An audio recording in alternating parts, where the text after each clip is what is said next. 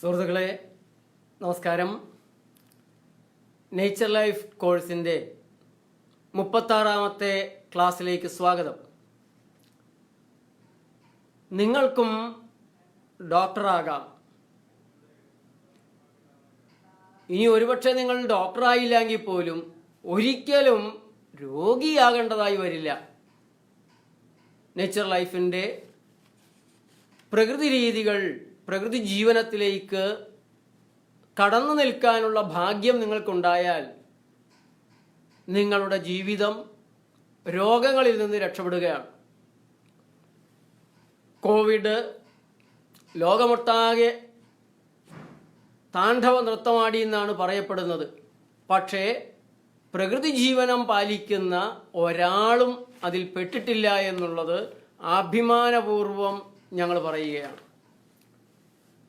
ഇന്ന് നമ്മൾ സ്ട്രോക്ക്, പക്ഷാഘാതം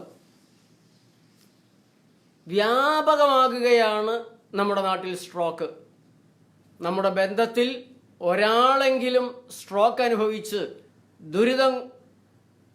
ദുരിതപൂർണമായ നാളുകൾ തള്ളി നീക്കാത്തവരായിട്ടില്ല, മരിച്ചു പോകാത്തവരായിട്ടില്ല എന്ന രീതിയിൽ ഒരു പകർച്ചവ്യാധിയേക്കാൾ ഭീകരമായി സ്ട്രോക്ക് നാട്ടിൽ കാണപ്പെടുന്നുണ്ട്. എങ്ങനെയാണ് സ്ട്രോക്ക് ഇത്രമാത്രം വ്യാപകമായത്? മരിക്കാത്തവരിലാണോ സ്ട്രോക്ക് ഉണ്ടാകുന്നത്, അതോ മരുന്നുകൾ കഴിക്കുന്നവരിലാണോ? മരുന്നിന്റെ രോഗമാണോ സ്ട്രോക്ക്, അതോ മറ്റ് ജീവിത ശൈലികൾ കൊണ്ടുണ്ടാകുന്ന? അതാണ് നമ്മളിന്ന് ചർച്ച ചെയ്യാൻ പോകുന്നത്. 50 കൊല്ലങ്ങൾക്ക് മുമ്പ് എത്ര പേർക്ക് നമ്മുടെ നാട്ടിൽ സ്ട്രോക്ക് വന്നിരുന്നു? ശാരീരികമായ അവശതകളാൽ, പാരിസ്ഥിതികമായ തകരാറുകളാൽ, ആഹാരപാനീയങ്ങളുടെ തകരാറുകളാൽ എത്ര പേർക്ക് നമ്മുടെ നാട്ടിൽ സ്ട്രോക്ക് ഉണ്ടായിരുന്നു? എൻ്റെ ചെറുപ്പത്തിൽ ഒരാളെ ഞാൻ കണ്ടിട്ടുണ്ട്. വാദം വന്ന് തളർന്നു എന്നാണ് പറഞ്ഞത്. ഏറെക്കാലം ആയുർവേദത്തിൻ്റെ ഒഴിച്ചിലും പിഴിച്ചിലുമെല്ലാം കഴിഞ്ഞ് അയാൾ എഴുന്നേറ്റ് നടക്കുന്നതും തേങ്ങ വലിക്കാൻ പോകുന്നതും ഒക്കെ കാണുകയുണ്ടായി. എന്തുകൊണ്ടാണ് അയാൾക്ക് അങ്ങനെ ആ കാലഘട്ടത്തിൽ, എൻ്റെ ചെറുപ്പത്തിൽ ഈ സ്ട്രോക്ക് ഉണ്ടായെന്ന് ചോദിച്ചാൽ അത് ഇംഗ്ലീഷ് മരുന്നിൻ്റെതാണോ അല്ലയോ എന്ന് എനിക്കറിയില്ല. പക്ഷെ ഞാൻ എൻ്റെ ചെറുപ്പത്തിലും ഇംഗ്ലീഷ് മരുന്നുകൾ നാട്ടിൽ വ്യാപകമായി തുടങ്ങിയിരുന്ന ഒരു കാലത്താണ് ഇത് കണ്ടത്. അതിനു മുമ്പും ആയുർവേദ ഗ്രന്ഥങ്ങളിൽ പക്ഷാഘാതത്തെ വിവരിക്കുന്നുണ്ട്. പക്ഷെ വളരെ വളരെ അപൂർവമായിരുന്നു ആ രോഗം. പടിഞ്ഞാറൻ ചികിത്സ വ്യാപകമായതോടെയാണ് സ്ട്രോക്കും വ്യാപകമായത് എന്നുള്ളതിന് മരുന്നുകളുടെ ദോഷഫലങ്ങൾ, സ്ട്രോക്കും മരുന്നുകളുമായിട്ടുള്ള ബന്ധങ്ങളെക്കുറിച്ചുള്ള നിരവധി പഠനങ്ങൾ ആധികാരികമായി തന്നെ ഉണ്ട്. ഏറ്റവും പ്രധാനമായിട്ട് സ്ട്രോക്ക് ഉണ്ടാക്കുന്നത് NSAIDs എന്ന് പറയുന്ന non steroidal and anti inflammatory drugs ആണ്. അത് പറയുമ്പോൾ പെട്ടെന്ന് തീർന്നു എന്ന് പറഞ്ഞാലും വളരെ വ്യാപകമായ ഒരു തലമാണ് ഈ മരുന്നുകൾക്കുള്ളത്. സകലരും പോയി മെഡിക്കൽ ഷോപ്പിൽ നിന്ന് നേരിട്ട് വാങ്ങി തിന്നുന്ന ഗുളികകൾ, ചെറിയ നീരുവീഴ്ചയ്ക്ക്, തലവേദനയ്ക്ക്, ജലദോഷത്തിന്, പനിക്ക്, വേദനയ്ക്ക്, നെഞ്ചരിച്ചിലിന്, അസിഡിറ്റിക്ക്, ഗ്യാസ് ട്രബിളിന്, മലബന്ധത്തിന്, അങ്ങനെയുള്ള ഓരോരോ അസുഖങ്ങൾക്ക്, അസ്വസ്ഥതകൾക്ക് വാങ്ങിക്കഴിക്കുന്ന മരുന്നുകൾ, മുറിവുകളുടെ പേരിൽ കഴിക്കുന്ന മരുന്ന്, ചതവിന് വേണ്ടി കഴിക്കുന്ന, ഒടിവിൻ്റെ പേരിൽ കഴിക്കുന്ന മരുന്നുകൾ, ഇങ്ങനെയുള്ള മരുന്നുകൾ അതിഭീകരമായി സ്ട്രോക്ക് ഉണ്ടാക്കുന്നവയാണ്. ഒരു പനിക്ക് കഴിക്കുന്ന മരുന്ന് സ്ട്രോക്കുമോ? അങ്ങനെ പനിക്ക് മരുന്ന് കഴിച്ച ഉടനെ ആർക്കും സ്ട്രോക്ക് കണ്ടിട്ടില്ല. വേദനാ സംഹാരി കഴിച്ചിട്ടും നമ്മളങ്ങനെ കണ്ടിട്ടില്ല. ഒരു മരുന്ന് നിങ്ങൾ കഴിച്ചാൽ അതിൻ്റെ സ്ട്രോക്ക് പോലുള്ള ദുരിതങ്ങൾ ഉണ്ടാകുന്നത് 4ഉം 5ഉം കൊല്ലങ്ങളൊക്കെ കഴിഞ്ഞിട്ടായിരിക്കും. അതുകൊണ്ട് ഈ മരുന്നുകളുടെ ദോഷഫലങ്ങൾ എന്ന് പറയുന്നത് ഉടനടി ഉണ്ടാകുന്നത് വളരെ ചെറിയ ശതമാനം മാത്രമാണ്. ശരീരത്തിലെ ഗ്രന്ഥികളുടെ, അവയവങ്ങളുടെ, പാൻക്രിയാസിൻ്റെ, കോശങ്ങളുടെ എല്ലാം പ്രവർത്തനങ്ങളിൽ താളപ്പിഴകൾ ഉണ്ടാക്കി രോഗമായിട്ട്, പ്രയാസമായിട്ട്, പ്രതിസന്ധിയായിട്ട് നിങ്ങളത് അറിയുന്നത് ഏറെ കാലം കഴിഞ്ഞിട്ടായിരിക്കും. ഇപ്പോൾ ഒരു പഠനത്തിൽ ഈ ഗുളികകളിൽ, അത് പ്രധാനമായിട്ട് അഡ്മിനിസ്ട്രേഷൻ അമേരിക്ക 2015 നൽകിയ ഒരു താക്കീത്, ഈ ഗുളികകൾ ഹൃദ്രോഗവും സ്ട്രോക്കും കൂടുതലായി ഉണ്ടാക്കുന്നു എന്നുള്ളതാണ്. ഫുഡ് ആൻഡ് ഡ്രഗ് അഡ്മിനിസ്ട്രേഷൻ്റെ വെബ്സൈറ്റിൽ കയറി കഴിഞ്ഞാൽ, അവരുടെ മുന്നറിയിപ്പുകൾ നോക്കിക്കഴിഞ്ഞാൽ ഇതേപോലുള്ള ധാരാളം മുന്നറിയിപ്പുകൾ നിങ്ങൾക്ക് കാണാൻ സാധിക്കും. അപ്പോൾ വളരെ ആധികാരികമായി തന്നെ മരുന്നിന് വേണ്ടിയിട്ട് പ്രൊമോട്ട് ചെയ്യുന്ന, എന്നാൽ ഞങ്ങൾ ജനങ്ങളുടെ ഭാഗത്താണെന്ന് കാണിക്കാനും കൂടെ ബാധ്യതയുള്ള ഒരു ഡ്രഗ് ഏജൻസിയാണ് മരുന്ന് കമ്പനികളുടെ രജിസ്ട്രേഷൻ ഫീസ് കൊണ്ട് പ്രവർത്തിക്കുന്ന, കൈക്കൂലി കൂടെ വാങ്ങുന്ന വീരന്മാരുള്ള ഫുഡ് ആൻഡ് ഡ്രഗ് അഡ്മിനിസ്ട്രേഷൻ എന്ന് പറയുന്ന അമേരിക്കയിലെ ഏജൻസിയാണ് മുന്നറിയിപ്പ് തരുന്നത്. അവരുടെ പഠനത്തിൽ ഹൃദ്രോഗവും സ്ട്രോക്കും ഈ വ്യാപകമായി നമ്മൾ വാങ്ങിക്കൂട്ടുന്ന മരുന്നുകളിൽ, പനിമരുന്ന്, ജലദോഷ മരുന്ന്, അങ്ങനെയുള്ള മരുന്നുകളിൽ അതിന് OTC കൂടെ പറയാറുണ്ട്, ഓവർ ദ കൗണ്ടർ ഡ്രഗ്സ്. ആർക്കും ചെന്ന് മെഡിക്കൽ ഷോപ്പിൽ നിന്ന് വാങ്ങാവുന്ന, ഡോക്ടറുടെ കുറിപ്പടിയില്ലാതെ വാങ്ങാവുന്നതെന്നുള്ള പേരിലുള്ള മരുന്നുകൾ. അതിൽ കോക്സിബ് എന്ന് പറയുന്ന മരുന്ന് വർഗ്ഗങ്ങൾ സ്ട്രോക്കിൻ്റെ സാധ്യത 37% കൂട്ടുന്നത്. അതേസമയം ഡൈക്കോ എന്ന് പറയുന്ന മരുന്നുകൾ 41% സ്ട്രോക്കിൻ്റെ സാധ്യത വർദ്ധിപ്പിക്കുമ്പോൾ, ഐബുപ്രോഫൻ പോലുള്ള, ഈ ബ്രൂഫൻ എന്നൊക്കെ പറയുന്ന വേദനാസംഹാരി മരുന്നുകൾ സ്ട്രോക്ക് ഉണ്ടാകാനുള്ള സാധ്യത 44% കൂട്ടുന്നത് അത്രേ. ആൻറ്റി ഡിപ്രസൻസ് ഉണ്ട്, വിഷാദ മരുന്നുകൾ, ഉത്കണ്ഠയ്ക്ക്, മാനസിക രോഗങ്ങൾക്കെല്ലാം നൽകുന്ന മരുന്നുകൾ സ്ട്രോക്ക് ഉണ്ടാക്കാനുള്ള സാധ്യത വളരെ കൂടുതലാണ്. അതിനെ സിറാട്ടോണിൻ മരുന്നുകൾ എന്നുകൂടെ നമ്മൾ പറയാറുണ്ട്.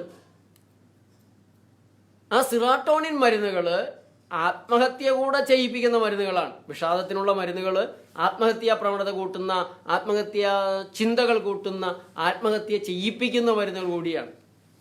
ആ മരുന്നുകൾ സ്ട്രോക്ക് ഉണ്ടാക്കും. പക്ഷെ അത് NSAID മരുന്നുകളുടെ അത്രയും അങ്ങനെ വലിയൊരു നമ്പർ എന്ന് പറയാനില്ല എന്നാണ് ഒരു പഠനത്തിൽ കണ്ടത്. കാരണം ഒരു 10,000 പേരിൽ ഒരാൾ അങ്ങനെയൊക്കെ സ്ട്രോക്ക് വരാനുള്ള സാധ്യത കൂടുന്നുള്ളൂ. പക്ഷേ ആൻറ്റി ഡിപ്രസൻറ്റിനോടൊപ്പം നിങ്ങളൊരു NSAID മരുന്നും കൂടെ കഴിച്ചാൽ, ആൻറ്റി ഡിപ്രസൻറ്റ് കഴിച്ചുകൊണ്ടിരിക്കുന്ന ഒരാൾ മരുന്ന് കഴിച്ചാൽ ആ മരുന്നും ഈ മരുന്നും തമ്മിലുള്ള പ്രതിപ്രവർത്തനത്തിൽ സ്ട്രോക്ക് ഉണ്ടാകാനുള്ള സാധ്യത വളരെ കൂടുകയാണ്. അതേപോലെ ആസ്പിരിൻ മരുന്ന് കഴിക്കുന്ന ഒരാൾ പനിക്ക് മരുന്ന് കഴിച്ചാൽ, ആൻറ്റി ഡിപ്രസൻറ്റ് കഴിക്കുന്ന ഒരാൾ ആസ്പിരിൻ കഴിച്ചാൽ, ആൻറ്റി ഡിപ്രസൻറ്റിനും ആസ്പിരിനും കൂടെ കഴിക്കുന്ന ഒരാൾ NSAID ഡ്രഗുകളിൽ പനിമരുന്നോ ജലദോഷ മരുന്നോ വേദന ഇതൊക്കെ എടുത്ത് കഴിച്ചു കഴിഞ്ഞാൽ സ്ട്രോക്കിൻ്റെ കാര്യം വളരെ കൂടുതലാണ്. അത് ആ ശരീരത്തിൻ്റെ ബാക്കിയുള്ള അവയവങ്ങളുടെ വിഷങ്ങളെ നിർവീര്യമാക്കാനുള്ള കരുത്തിൻ്റെ, കരളിൻ്റെ കരുത്തിൻ്റെ, മൊത്തം ആരോഗ്യത്തിൻ്റെ ഒരു അവസ്ഥയെ ആസ്പദമാക്കിയിരിക്കും എത്ര പെട്ടെന്ന് സ്ട്രോക്ക് ഉണ്ടാകുന്നു, എത്ര സീരിയസ് ആയിട്ടുണ്ടാകുന്നു, ആ സ്ട്രോക്കിൽ നിന്ന് അയാൾ എണീറ്റ് പോരുമോ, മരിക്കുമോ, ജീവിതകാലം മുഴുവൻ അങ്ങനെ കഴിയേണ്ടി വരുമോ എന്നുള്ളത് മരുന്ന് കഴിക്കുന്ന ആളുടെ ജനറലായിട്ടുള്ള, പൊതുവായിട്ടുള്ള ഒരു ആരോഗ്യ നിലയെ, മറ്റുള്ള അവയവങ്ങളുടെ സ്ഥിതിയെ എല്ലാം ബന്ധപ്പെടുത്തിയിരിക്കുന്ന ഒരു ചോദ്യമാണ്. അയാളുടെ മാനസിക ഘടനയെയും അത് സ്പർശിക്കുന്നുണ്ട്. അതേപോലെ ഗർഭനിരോധന ഗുളികകൾ, ബർത്ത് കൺട്രോൾ പിൽസ്, അത് ബർത്ത് കൺട്രോൾ പിൽസ് സ്ട്രോക്ക് മാത്രമല്ല, ക്യാൻസർ ഉണ്ടാക്കുന്നതിൽ ഏറ്റവും ഭീകരനായിട്ടുള്ളൊരു സാധനമാണ് birth control pills. Anti platelet agents ഉണ്ട്. അവയും രക്തത്തിലെ ദോഷഫലങ്ങൾക്ക് കഴിക്കുന്ന മിക്കവാറും മരുന്നുകൾക്ക് സ്ട്രോക്കിനുള്ള സാധ്യത ഉണ്ടെങ്കിലും ആൻറ്റി പ്ലേറ്റ്ലെറ്റ് ഏജൻസ് വളരെ കൂടുതലായിട്ട് സ്ട്രോക്ക് ഉണ്ടാക്കാൻ സാധ്യതയുള്ളവയാണ്. ഈ മരുന്നുകളുമായിട്ട് ആൽക്കഹോൾ സന്ധിക്കാനിടയായാൽ മരുന്നും മദ്യവും തമ്മിലുള്ള ഇന്ററാക്ഷൻ സ്ട്രോക്ക് ഉണ്ടാക്കാനുള്ള സാധ്യത വളരെ വളരെ കൂടുതലാണ്. ഇപ്പോൾ മദ്യപിച്ചിരിക്കുന്ന ഒരാൾ ഒരു ആക്സിഡന്റിൽ പെട്ട് ആശുപത്രിയിൽ ചെന്ന് കഴിഞ്ഞ് ഉടനെ തന്നെ ആശുപത്രിക്കാർ ഒരു ഇഞ്ചക്ഷനോ മരുന്നൊക്കെ കൊടുത്തു കഴിഞ്ഞാൽ 6 മാസത്തിനുള്ളിലെല്ലാം സ്ട്രോക്ക് ഉണ്ടാകാനുള്ള സാധ്യത വളരെ വളരെ കൂടുതലാണ്. ഇപ്പോൾ മദ്യപിച്ചുണ്ടാകുന്ന അപകടങ്ങൾ, മദ്യപിച്ച ഒരാൾക്കുണ്ടാകുന്ന പെട്ടെന്നുള്ള ഒരു നെഞ്ചുവേദനയോ പ്രയാസത്തിനോ ഒക്കെ ആ മദ്യലഹരിയിൽ തന്നെ മരുന്നെടുത്ത് കഴിച്ചാൽ ആശുപത്രിയിലെത്തിയാൽ അതിൻ്റെ ഇന്ററാക്ഷനിൽ അപകടം ഉണ്ടാക്കാനുള്ള സാധ്യത വളരെ വളരെ കൂടുതലാണ്. സ്ട്രോക്ക് മാത്രമല്ല മറ്റു പല രോഗങ്ങളായിട്ട്. എനർജി ഡ്രിങ്കുകൾ, മദ്യം മാത്രമല്ല, കോളകൾ, എനർജി ഡ്രിങ്കുകൾ, ഈ ഡ്രിങ്കുകളും മരുന്നുകളുമായി ചേർന്നാലും സ്ട്രോക്ക് ഉണ്ടാകാനുള്ള സാധ്യതയുണ്ട്.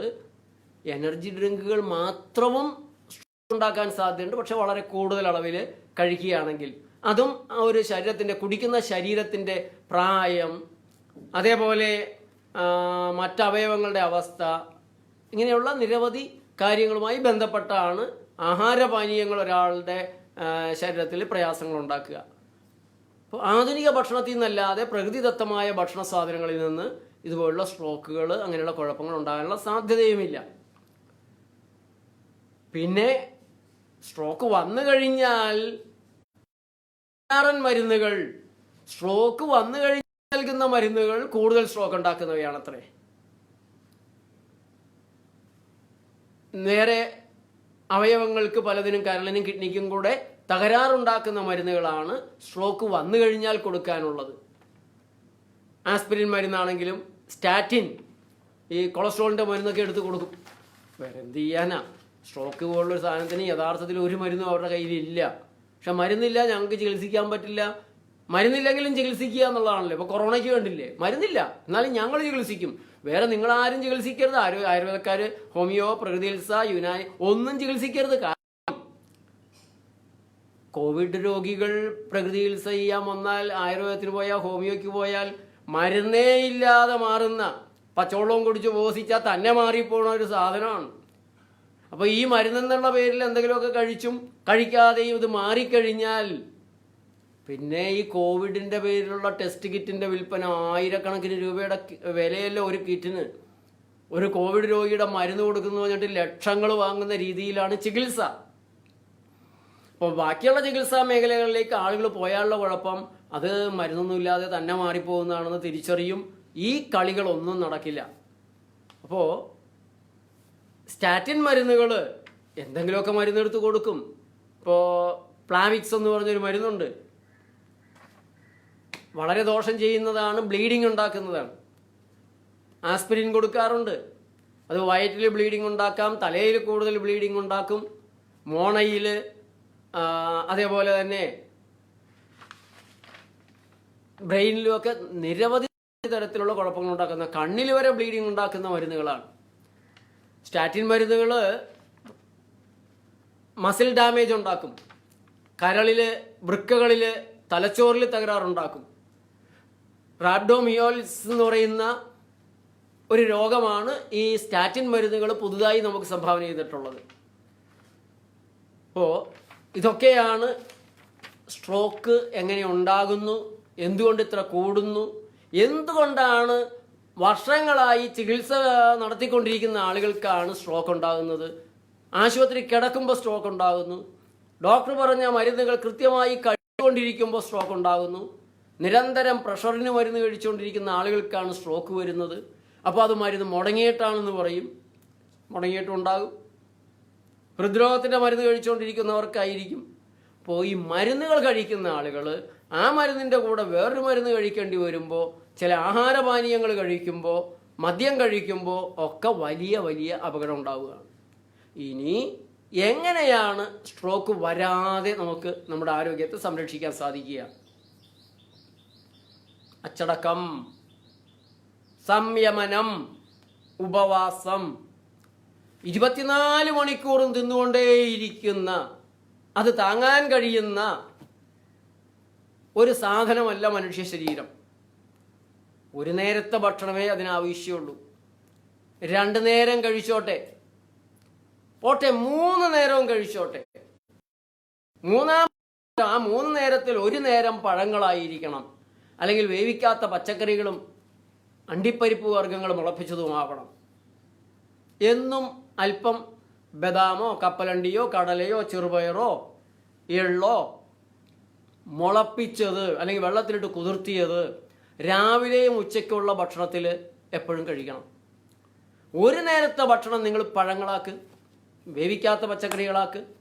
ഏറ്റവും നല്ലത് ഉച്ചയ്ക്ക് ശേഷം വേവിച്ചതൊന്നും കഴിക്കാതെ പഴങ്ങൾ, വേവിക്കാത്ത പച്ചക്കറികൾ, അല്ലെങ്കിൽ ജ്യൂസ്, കരിക്ക്, തേങ്ങ, പച്ചവെള്ളം, അത് എത്ര വേണമെങ്കിലും നിങ്ങൾ കഴിച്ചോ, എപ്പോൾ വേണമെങ്കിലും കഴിച്ചോ. കുറച്ച് കഴിയുമ്പോൾ അതും ക്രമീകൃതം ആയിക്കോളും. അത് രാവിലെ വേണമെങ്കിൽ വേവിക്കാത്തതാവാം, ബാക്കി വേവിച്ചതാവാം. പക്ഷേ രാത്രി ഒരു 8 മണിക്ക് ശേഷം ഭക്ഷണം ഒഴിവാക്കുക. അങ്ങനെ ശരീരത്തെ ആഹാരം കൊണ്ട് സമ്മർദ്ദത്തിലാക്കുന്നത്, ശരീരത്തെ ആഹാരം കൊണ്ട് ബുദ്ധിമുട്ടിക്കുന്നത്, കഷ്ടപ്പെടുത്തുന്നത് ഒന്ന് അവസാനിപ്പിക്കുക. ആ ഒരു ശൈലിയിലെ ഭക്ഷണമാണ് നിങ്ങൾ കഴിക്കുന്നതെങ്കിൽ നിങ്ങളുടെ ശരീരത്തിൽ ഹൈ ബ്ലഡ് പ്രഷറോ പ്രമേഹമോ കൊളസ്ട്രോളിൻ്റെ കൂടലോ തലവേദന തുടങ്ങിയിട്ടുള്ള കഫക്കെട്ട് തുടങ്ങിയിട്ടുള്ള നിരവധി രോഗങ്ങളാണ് നിങ്ങളുടെ ശരീരത്തിൽ നിന്ന് അകന്നു പോകുക, നിങ്ങൾ അറിയാതെ വരാതെയാകുക. ശോധനയുടെ തകരാറുകൾ മാറും, കഫക്കെട്ട് മാറും, അവിടെയായിട്ടുള്ള നീരുവീഴ്ചകൾ, പ്രയാസങ്ങൾ മാറും, ഉറക്കം നന്നാകും. ആദ്യത്തെ ഒരാഴ്ച വേണമെങ്കിൽ റീഅഡ്ജസ്റ്റ്മെൻറ്റ് പ്രോബ്ലംസ് ഉണ്ടാകുമെന്ന് വെക്കുക. സൈക്കോളജിക്കൽ കൂടിയായിട്ട് ഭക്ഷണം വേണ്ടത്ര കഴിച്ചില്ലെങ്കിൽ ക്ഷീണം വരില്ലേ, ഇറച്ചിയും പാലും മുട്ടയൊക്കെ കഴിച്ചില്ലെങ്കിൽ ക്ഷീണം വരില്ലേ. ആദ്യത്തെ ഒരാഴ്ചയൊക്കെ ക്ഷീണം തോന്നുകയും ചെയ്യും. ക്ലെൻസിങ് കൂടുതൽ നടക്കുന്നതിൻ്റെ, പേടിക്കാതിരുന്നാൽ മതി. അപ്പോൾ ഈ ഒരു ഭക്ഷണ രീതിയിലേക്ക് വരികയും ആവശ്യത്തിന് വെള്ളം കുടിക്കുകയും ചെയ്താൽ നിങ്ങൾ സ്ട്രോക്ക് അങ്ങനെയുള്ള കാര്യങ്ങളൊന്നും പേടിക്കണ്ട. ഇപ്പോൾ ഈ ലോക്ക്ഡൗണിൻ്റെ സുന്ദര ദിവനങ്ങളിൽ നിങ്ങൾ വീടിന് ചുറ്റും എന്തെങ്കിലുമൊക്കെ കൃഷി ചെയ്തിട്ടുണ്ടാകുമെന്നാണ് കരുതുന്നത്. ടെറസിൻ്റെ മുകളിലെങ്കിലും വെയിൽ കൊള്ളുന്നിടത്തെല്ലാം ജനലിൻ്റെ ഭാഗത്ത് പോലും എന്തെങ്കിലുമൊക്കെ ചെടി തൂക്കിയിട്ട് വളർത്തുക. അങ്ങനെ നിങ്ങളുണ്ടാക്കുന്ന ഇലക്കറികൾ ആഴ്ചയിൽ 3 ദിവസം 3 പ്രാവശ്യമെങ്കിലും നിങ്ങൾ കഴിക്കുകയാണെങ്കിൽ, അല്ലെങ്കിൽ വേവിച്ചങ്ങ് കുഴയ്ക്കരുത്, പച്ചക്കറികളൊന്നും വേവിച്ച് കുഴയ്ക്കരുത്. ആ പച്ചക്കറിയുടെ രുചി ബാക്കി നിൽക്കുന്ന രീതിയിൽ മാത്രമേ വേവിക്കാവൂ, ഉപ്പ്, മുളക്, പുളിയെല്ലാം ചേർക്കാവൂ. അങ്ങനെ ഒരു വേവിക്കലിൽ ഒന്ന് ആവി കയറ്റി ഒന്ന് ചൂടാക്കി അങ്ങനെ ആ പച്ചപ്പൊന്ന് മാറ്റിയെടുത്താൽ മതി. അങ്ങനെ ഒരു ഭക്ഷണ രീതി നിങ്ങൾക്കുണ്ടെങ്കിൽ ദിവസവും നിങ്ങൾ 1/2 കിലോ തുടങ്ങി 1 കിലോ പഴങ്ങൾ കഴിക്കുന്നുണ്ടെങ്കിൽ നിങ്ങൾക്ക് ഒരു രോഗവും വരില്ല. സ്ട്രോക്ക് പിന്നെയല്ലേ. അതേപോലെ തല ഇടയ്ക്ക് പ്രഷറൊക്കെ കൂടി നിൽക്കുന്ന ആളുകൾ, സ്ട്രോക്കിനെ പേടിയുള്ള ആളുകൾ തല കഴുകുന്നത് നല്ലതാണ്. പിന്നെ സ്ട്രോക്ക് വരാതെ നോക്കുന്ന കാര്യത്തിൽ മൊത്തമായിട്ടുള്ളൊരു സാമൂഹ്യ അന്തരീക്ഷമുണ്ട്. അതിനെക്കുറിച്ച് ഞാൻ അവസാനം പറയാം. അപ്പോൾ സ്ട്രോക്ക് വരാതെ നോക്കാൻ ഈ ഒരു ചിട്ടകൾ പാലിക്കുക. മറ്റൊന്നുള്ളത്, സ്ട്രോക്ക് വന്നു കഴിഞ്ഞാൽ, ഇപ്പോൾ വന്നുപോയി, ഇനി എന്ത് ചെയ്യാൻ പറ്റും? ഒരു കുമ്പിൾ മരുന്നുണ്ട്. ആഹാരത്തിന് മുമ്പും പിമ്പും കഴിക്കാനാണ് കൊടുത്തു വിട്ടിട്ടുള്ളത്. ഇപ്പോൾ രോഗി പറയുന്നത് ആഹാരത്തിന് മുമ്പ് കഴിക്കുന്ന ഗുളിക കൊണ്ട് തന്നെ വയറ് നിറയും, പിന്നെ ഞാൻ എങ്ങനെയാ ആഹാരം കഴിക്കുക? ഇനി ഏതെങ്കിലും വശാൽ ആഹാരം കൂടെ കഴിച്ചാൽ പിമ്പുള്ള മരുന്ന് എങ്ങനെയാ കഴിക്കുക? മരുന്നുകൾ ആ ഒരവസ്ഥയിൽ പെട്ടെന്ന് നിർത്തുന്നതും ശരിയാവില്ല. മരുന്നുകൾക്ക് പലതിനും വിഡ്രോവൽ ഇഫക്ട്സുകളുണ്ട്. എന്നുവെച്ചാൽ കുട്ടിച്ചാത്തൻ സേവ തുടങ്ങിയാൽ പെട്ടെന്ന് നിർത്താൻ പറ്റുകയില്ല. നിർത്തിയാൽ കുട്ടിച്ചാത്തൻ നിങ്ങളെ തട്ടും. അങ്ങനൊരു കുഴപ്പം കുട്ടിച്ചാത്തൻ സേവിക്കണ്ടെന്നാണ് പറയപ്പെടുന്നത്. എനിക്ക് കുട്ടിച്ചാത്തനുമായിട്ട് വലിയ പരിചയമില്ലാത്തതുകൊണ്ട് കൃത്യമായിട്ട് അറിഞ്ഞുകൂടാ. അറിയാവുന്നവരുണ്ടെങ്കിൽ ഒന്ന് പറയണം. തൃശ്ശൂരുകാർക്ക് അത് കൂടുതൽ അറിയാവുന്നതാണ് കേട്ടിട്ടുള്ളത്. അപ്പോൾ അവിടെ നിങ്ങൾക്ക് സഹായം ആവശ്യമാണ്. നല്ല പ്രകൃതി ചികിത്സകരുടെ പരമ്പരാഗത വൈദ്യന്മാരുടെ അറിയപ്പെടുന്ന അല്ലെങ്കിൽ വളരെ വിശ്വാസ്യതയുള്ള ആയുർവേദ കേന്ദ്രങ്ങൾ, ഇപ്പോൾ കോട്ടക്കൽ ആയുർവേദശാല പോലുള്ള, അതുപോലെ നമ്മുടെ ഓരോ പ്രദേശത്തും നല്ല പാരമ്പര്യമുള്ള ആയുർവേദ ചികിത്സാലയങ്ങളുണ്ടാവും. അവിടെ ചികിത്സ നോക്കാം. നല്ല ഹോമിയോ ഡോക്ടർമാർ, ഈ സിംഗിൾ ഡോസ് റെമഡിയൊക്കെ നൽകുന്ന പലതരം മരുന്നൊക്കെ തന്നുവിടുന്ന ഡോക്ടർമാർ, ഹോമിയോ ഡോക്ടർമാരെ വിശ്വസിക്കാൻ കൊള്ളില്ല എന്നാണ് അവർ തന്നെ പറഞ്ഞ് ഞാൻ കേട്ടിട്ടുള്ളത്. ചേർത്തലയ്ക്കടുത്ത് തുറവൂർ ഭാഗത്ത് ഒരു ഹോമിയോ ഡോക്ടർ ഇരുന്ന് അലോപ്പതി മരുന്ന് തൻ്റെ പ്രിസ്ക്രിപ്ഷൻ ഫോമിൽ തന്നെ എഴുതി വിടുന്ന ഒരു വീരനെ പലരും ഇങ്ങനെ പറഞ്ഞിട്ടുണ്ട്. അങ്ങനെയുള്ള കള്ള ഹോമിയോ ഡോക്ടർമാരെ വിശ്വസിക്കരുത്, അവരുടെ അടുത്ത് പോവുകയും ചെയ്യരുത്. അപ്പോൾ നിങ്ങൾക്ക് പ്രകൃതി ചികിത്സകൻ്റെ അടുത്ത് പോകാനായിട്ട് പ്രയാസമുണ്ടെങ്കിൽ, കാരണം വളരെ കർശനമായ ചിട്ടകൾ പ്രകൃതി ചികിത്സയിൽ ആ ഘട്ടത്തിൽ നിങ്ങൾ ചെയ്യേണ്ടതായിട്ട് വരും. പ്രകൃതി ചികിത്സാലയത്തിലേക്ക് നിങ്ങളൊരു സ്ട്രോക്കിൻ്റെ വരികയാണെങ്കിൽ നിങ്ങൾക്ക് വേവിച്ച ഭക്ഷണം ഒരു നേരം മാത്രമേ തരുള്ളൂ. ബാക്കി സമയങ്ങളിലെല്ലാം വേവിക്കാത്തതായിരിക്കും, പലതരം ജ്യൂസ്. കാരണം ശരീരം വളരെ അസിഡിക് ആയിട്ടുണ്ട്. ശരീരത്തിൽ കട്ടി കുറഞ്ഞിട്ടുണ്ട്, അതിൻ്റെ പ്രവർത്തനക്ഷമത, അതിൻ്റെ ഘടനയിൽ വ്യത്യാസം വന്നിട്ടുണ്ട്, ലോലമായിട്ടുണ്ട്. രക്തം ഇതിനെല്ലാം നശിപ്പിക്കുന്ന, ദ്രവിപ്പിക്കുന്ന രീതിയിൽ അസിഡിക് ആയിട്ടുണ്ട്. ഇത് എത്ര വേഗത്തിൽ നിങ്ങൾക്ക് ആൽക്കലൈൻ ആക്കാൻ സാധിക്കുമോ, എത്ര പെട്ടെന്ന് നിങ്ങളുടെ pH ലെവൽ നേരെയാക്കാൻ സാധിക്കുമോ അത്രയും പെട്ടെന്ന് നിങ്ങൾ രക്ഷപ്പെടും. വെയിലാണ് പ്രകൃതി രീതിയിൽ സ്ട്രോക്ക് പരിഹരിക്കാനുള്ള ഏറ്റവും പ്രധാനപ്പെട്ട മരുന്ന് എന്ന് പറയുന്നത് വെയിലാണ്. ഇരുമ്പിൻ്റെ കുഴലിനകത്തിരിക്കുന്ന എന്താണ് ഓയില്, എണ്ണ കട്ടിയായാൽ, കൊഴുപ്പ്, നെയ്യ്, ഇതെല്ലാം വെയിലത്തിട്ട് കഴിഞ്ഞാൽ ഇരുമ്പിൻ്റെ കുഴലിനുള്ളിലാണെങ്കിൽ ഉരുകുന്നുണ്ടല്ലോ. അപ്പോൾ രക്തം കട്ട പിടിച്ചതും ഉരുകാൻ നന്നായിട്ട് വെയിൽ കൊള്ളാം. അപ്പം ആദ്യമേ കയറി കൂടുതൽ നേരം വെയിലത്ത് തന്നെ തപസ്സിരിക്കരുത്.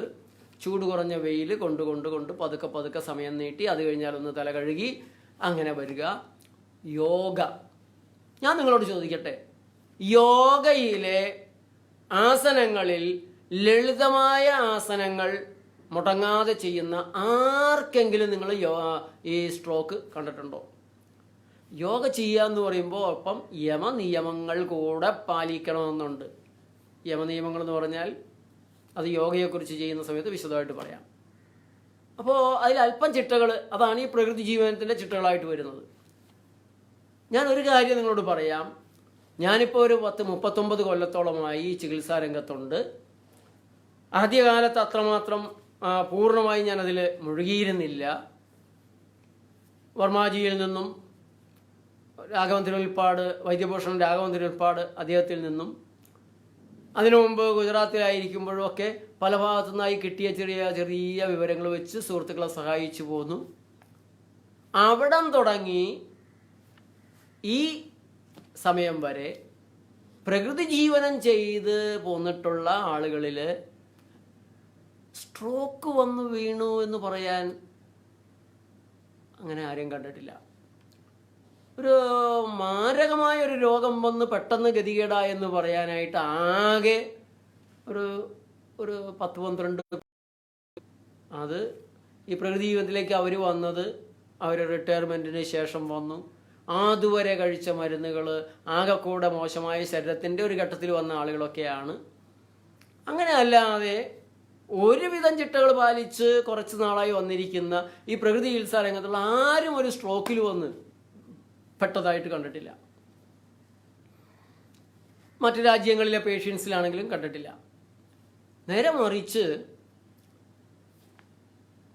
തൃശ്ശൂരിലെ കുട്ടനെല്ലൂരിലുള്ള CC ജോസ്, തൃശ്ശൂർ ജില്ലയിലെ ജനാരോഗ്യ പ്രസ്ഥാനത്തിൻ്റെ ചെയർമാനാണ്, റിട്ടയർഡ് എഞ്ചിനീയറാണ്.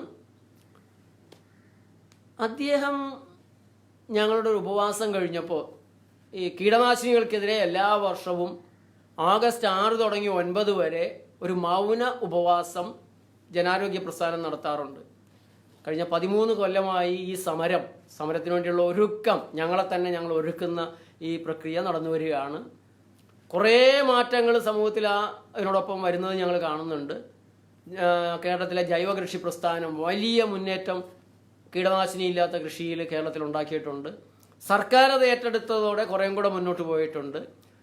സുനിൽകുമാറിനെ പോലുള്ളൊരു മന്ത്രി കൂടെ കേരളത്തിനുണ്ടായപ്പോൾ ജൈവ കൃഷി എന്നുള്ളത് കുതിച്ചു ചാട്ടത്തിലേക്ക് വന്നിട്ടുണ്ട്. അപ്പോൾ ഞങ്ങളുടെ ഈ സത്യാഗ്രഹം ഒരു സത്യാഗ്രഹം കൊണ്ട് ഉണ്ടാകുമെന്ന് ഞങ്ങൾ വിശ്വസിക്കുന്ന പ്രതീക്ഷിക്കുന്ന ഒരു മാറ്റം സമൂഹത്തിൽ ഉണ്ടാക്കുന്നത് കണ്ടുകൊണ്ടിരിക്കുന്നുണ്ട്. ഇപ്പോൾ തിരുവല്ലയിലെ മുനിസിപ്പൽ സ്റ്റേഡിയത്തിൽ കഴിഞ്ഞ ഉപവാസ സമയത്ത് വന്ന CC ജോസ് അത് കഴിഞ്ഞപ്പോൾ എന്നോട് പറഞ്ഞു, സാറേ നമ്മുടെ ആളുകൾക്ക് ഒരു മാറ്റവും ഇല്ലല്ലോ, 10 കൊല്ലം മുമ്പ് കണ്ടത് അതേപോലെ തന്നെ ഇപ്പോഴും ഇരിപ്പുണ്ട്. അപ്പം ഞാനും നോക്കി, ശരിയാണല്ലോ, ചിലരുടെ മുടി ഒന്ന് നരച്ചിട്ടുണ്ട്, എൻ്റെ മുടി നരച്ചിട്ടില്ല എന്നൊക്കെ പറഞ്ഞ് ഭയങ്കര ആളുകൾക്ക്. ജയിലിൽ പോകാൻ നേരത്ത് ഒന്ന് ചോന്നു. ഞാൻ ഈ പലരുടെയും ക്യാൻസർ ഉണ്ടാക്കി വരുന്നത് ഹെയർ ഡൈ ഉപയോഗിച്ച് ഈ ഭാഗങ്ങളിലെല്ലാം കണ്ട് ഒരു നാച്ചുറലായിട്ടുള്ള ഹെയർ ഡൈ ഉണ്ടാക്കാൻ പറ്റുമോ എന്ന് നോക്കി മൈലാഞ്ചി എല്ലാം കൂടി ചേർത്തും അല്ലാതെയൊക്കെയുള്ള കൂട്ടുണ്ടാക്കി എൻ്റെ തലയിൽ തന്നെ പുരട്ടി നോക്കിയിരുന്നു. അപ്പോൾ മൈലാഞ്ചി കൊണ്ടുള്ളത് പുരട്ടി കഴിഞ്ഞപ്പോൾ ഒന്ന് ചുവന്നുമല്ല, കറുത്തിരുന്ന മുടിയെല്ലാം ചുവന്ന് വളരെ കുറച്ച് മുടികളൊക്കെ ഇടക്ക് നരച്ചിട്ടുണ്ട്. ആരും വിഷമമൊന്നും കൂടുതൽ വിചാരിക്കണ്ട, നരച്ച് തുടങ്ങിയിട്ടുണ്ട്. കുറച്ചുകൂടെയൊക്കെ നരച്ചു കഴിഞ്ഞാൽ ഒരു റെസ്പെക്റ്റ് കിട്ടണമെങ്കിൽ, പിന്നെ എൻ്റെ ഒരു യൂണിഫോമായിട്ട് ചേരണമെങ്കിൽ മുടി നരക്കുന്നത് തന്നെയാണ് നല്ലത്. നരക്കാതിരിക്കായിട്ട് അത് വേറൊരു കാര്യം. അപ്പോൾ ഞാനിത് നമ്മുടെ തലയിൽ തന്നെ ഒന്ന് പുരട്ടി നോക്കിയിരുന്നു. അപ്പോൾ ജയിലിൽ നിന്ന് പുറത്തിറങ്ങിയപ്പോൾ ഉള്ള ചിത്രങ്ങളിൽ അതിനു മുമ്പ് 2 മാസം മുമ്പ് ചെയ്തിരുന്നതാണ്. അത് പ്രളയം കഴിഞ്ഞ ഉടനെ പത്തനംതിട്ടയിൽ നടത്തിയ മീറ്റിങ്ങിൻ്റെ ഫോട്ടോ കയ്യിലുള്ള ആളുകൾക്ക് നോക്കിയാൽ കാണാം, അത് അന്നേരം അവിടെ ഉണ്ട്. അപ്പോൾ ഏതായാലും ഈ സമയത്താണ് ആളുകളുടെ ശ്രദ്ധയപ്പെട്ടത്. ഭയങ്കരമായിട്ട് വടക്കഞ്ചേരി ഹെയർ ഡൈ ചെയ്യാൻ തുടങ്ങി എന്നൊക്കെ പറഞ്ഞ് ചിലർ ബഹളം ഉണ്ടാക്കാൻ തുടങ്ങി. അവിടെ നടക്കട്ടെ. ഏതായാലും ഞങ്ങളുടെ പ്രവർത്തകരിൽ ചിലരുടെയൊക്കെ മുടിയൊന്നും നരച്ചിട്ടുണ്ടെന്നുള്ള വെച്ചാൽ ബാക്കി അവർക്ക് യാതൊരു മാറ്റവും ഇല്ല. ഞാനും വൈപ്പിങ്ങരയിൽ പോകുമ്പോൾ എൻ്റെ കൂടെ ക്ലാസ്സിൽ പഠിച്ചിരുന്ന ചില ആളൊക്കെ എതിരെ വരുന്നത് കാണുമ്പോൾ പേടിക്കാറുണ്ട്. നരച്ച് കുരച്ച് കിളവന്മാരായ മട്ട്. അപ്പോൾ 1-2 പേരോട് ഞാൻ ചോദിച്ചു, ഇത് എന്ത് കാര്യത്തിനാണ് നീ മുടി മുഴുവൻ കമ്പി എന്താണ് വെള്ളി കെട്ടിച്ചത്? അത് നീ പ്രകൃതിയൊക്കെ ചെയ്തിട്ട് ഇങ്ങനെ ഇരിക്കണം എന്ന് എഴുതിയിട്ട് ഞങ്ങൾക്ക് പണിയെടുത്ത്. അപ്പോൾ സുഹൃത്തുക്കളെ, പ്രകൃതി ജീവന ചിട്ടകളിലൂടെ മുന്നോട്ട് പോന്നിട്ടുള്ള ആളുകൾക്ക് പെട്ടെന്ന് ദുരന്തങ്ങൾ, അറ്റാക്ക് വന്ന് വീണു, സ്ട്രോക്ക് വന്നു, കൊളസ്ട്രോൾ കൂടിയിട്ട് ഇങ്ങനെയുള്ളതൊന്നും ഞങ്ങൾ കേൾക്കാറില്ല. ഇന്നത്തെ ഒരു അന്തരീക്ഷ മലിനീകരണത്തിൻ്റെയൊക്കെ ഒരു അവസ്ഥയിൽ അങ്ങനെ 100% പറയാൻ പറ്റില്ലെങ്കിൽ പോലും വളരെ വളരെ തൃപ്തിയാർന്ന ഒരവസ്ഥയാണ് പ്രകൃതി ജീവനം പാലിക്കുന്ന ആളുകൾക്കുണ്ടാകുന്നത്. ഈ ക്ലാസ് തുടങ്ങിയതിന് ശേഷവും നിരവധി ആളുകളാണ് അതിൻ്റെ മെച്ചം നിരന്തരമായിട്ട് വിളിച്ചുകൊണ്ടിരിക്കുന്നത്, എഴുതിക്കൊണ്ടിരിക്കുന്നത്. സന്തോഷമുണ്ട്. അപ്പോൾ അവസാനമായിട്ട് ഇതിനെ സമാപിപ്പിക്കുന്നതിന് മുമ്പ് ഒരു കാര്യം പറയേണ്ടത്, ഈ സ്ട്രോക്ക് വന്ന ആളുകളിൽ നല്ലൊരു ശതമാനവും അതിനൊരു പശ്ചാത്തലമായിട്ട് ഈ മരുന്നുകളുണ്ട്, ഇതെല്ലാം ഉണ്ട്. ഒരു സെക്കൻഡറി കോസ് എന്ന നിലയ്ക്കോ അല്ലെങ്കിൽ ചിലപ്പോൾ പ്രൈമറി കോസ് എന്ന് തന്നെ പറയാവുന്ന നിലയ്ക്കോ വലിയ സ്ട്രെസ്സ്, മാനസിക സംഘർഷം അനുഭവിക്കുന്ന ആളുകളായി കാണാറുണ്ട്. ഈ മാനസിക സംഘർഷത്തിനും അവർ മരുന്ന് കഴിക്കുന്നു. അതിനെ എല്ലാം കൂടി കുഴഞ്ഞ് അവരുടെ ഭക്ഷണ രീതിയും മോശമായിരിക്കും, മദ്യവും കഴിക്കും, എനർജി ഡ്രിങ്കുകളും കഴിക്കും, ചായയും കാപ്പിയും കഴിക്കും. ഇങ്ങനെ ആകെ കൂടെ ഒരു കുഴഞ്ഞ അവിയൽ തെറ്റുകളുടെ ഒരു അവിയൽ കൂമ്പാരമായി മാറുന്ന ഒരു ജീവിതം കാണാറുണ്ട്. ഇന്നത്തെ ഒരു ജീവിതത്തിൻ്റെ ഗതികേടും കൂടി അതിലുണ്ട്. അണുകുടുംബങ്ങളാണ് നമുക്കുള്ളത്. ഒരു വീട്ടിൽ ഭാര്യയും ഭർത്താവും കൂടെ തല്ലുപിടിക്കാൻ തുടങ്ങിയാൽ നിസ്സഹായരായി നോക്കിയിരിക്കുന്ന പിഞ്ചു കുഞ്ഞുങ്ങളല്ലാതെ ഇടപെടാൻ ആരുമില്ല. പക്ഷെ അല്പം മുമ്പ് നമ്മുടെ വീട്ടിൽ ഭാര്യയും ഭർത്താവും കൂടെ ഒന്ന് അലോരസം ഉണ്ടായിക്കഴിഞ്ഞാൽ മിണ്ടാനായിട്ട് പറഞ്ഞാൽ അച്ഛനപ്പുറത്തുണ്ട്, അമ്മയുണ്ട്, അപ്പൂപ്പനുണ്ട്, അമ്മമ്മയുണ്ട്, എന്താടാ എന്നൊക്കെ വിളിച്ച് ചോദിച്ചെന്ന് വരും. അപ്പോൾ അതിൻ്റെ മയം, അതിൻ്റെ ഒരു കാഠിന്യം നന്നായി കുറയും. കഴിയുന്നത് ഒതുക്കി അവർ തന്നെ പറഞ്ഞ് തീർക്കാൻ നോക്കും. ഇപ്പം അതല്ല, രണ്ടും കൂടെ അടിയാണ്.